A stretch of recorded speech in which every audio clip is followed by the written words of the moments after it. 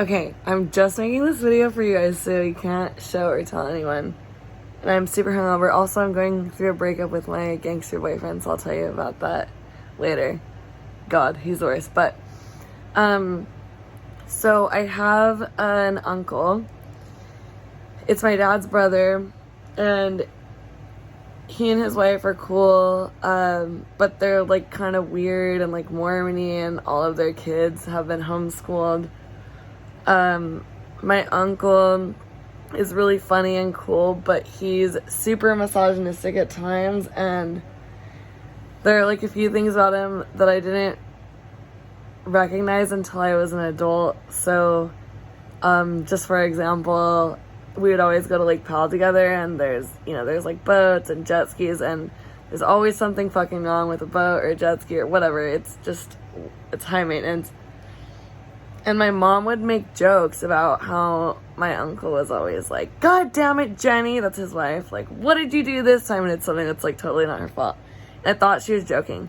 But when I was, because I went on these trips when I was, like, 8, 9, 10, 11. We didn't do them for a while. I went again with them when I was 23. And one of the jet skis failed. And my uncle was like,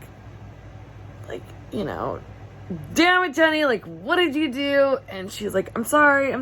And at this point, I'm, like, old enough to say something about it. But he goes, "Well, that just goes to show, like, what happens when you let a woman put the fuel in or whatever."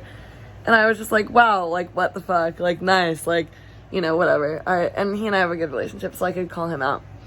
I get back on the boat, and there are 2 cans of gasoline, like 2 of those, like, plastic jugs, and they've both been so sun-bleached that they're almost white.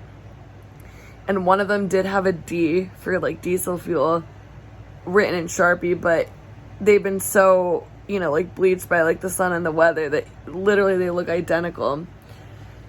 And Jenny, my aunt, is literally like, yeah, it was probably my fault, like, I shouldn't have put the wrong gas in or whatever. Anyway, another one of my uncles later was like, at what point should I tell people that I was the one that put the diesel fuel in? Anyway, just this, like, misogynistic bullshit. They're very churchy. They're cool, but, like, churchy and weird, and she's, like, the coolest person ever, but she's, like, kind of submissive, and he's an asshole.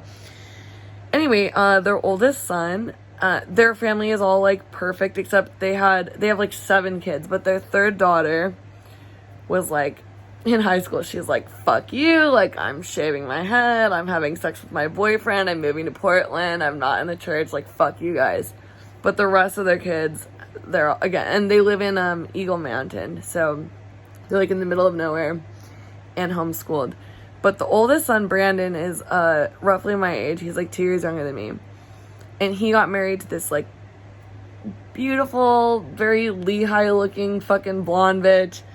And they put on Instagram, like, their favorite scriptures and pictures of, like, her pregnant belly a couple of years ago. So now they have a kid who's, like, I don't know, 2 or 3. Well, apparently after his mission and college stuff, they moved to, I think, Vegas or something because he's doing work in the military. And, this isn't funny. It's just, you guys will get why I'm laughing, because it's horrible, actually. But, literally after having this, like, perfect fucking Instagram family and the pregnancy photos and all the things, and him committing to this military job for, like, the family benefits that they'll have over time, and I think he gave up some college scholarship to go on his fucking mission, whatever. His wife was just like, so I don't want to be in the church, I don't want to be a mom, I don't want to be a wife, and also I'm gay. And fucking left him, and now he's in the military as a single parent with this fucking kid, and his wife just totally bailed. And they're, 2 years apart from me, so she might be even younger, so maybe they're like 26, 27, 28, but I just had to tell you guys, because, like, it's not funny, but it's like, this is the fucking church, dude. Like, this is, people get into these lives, and anyway, so now he's, like, pretty fucked, but I just had to tell you guys, I thought of you right away.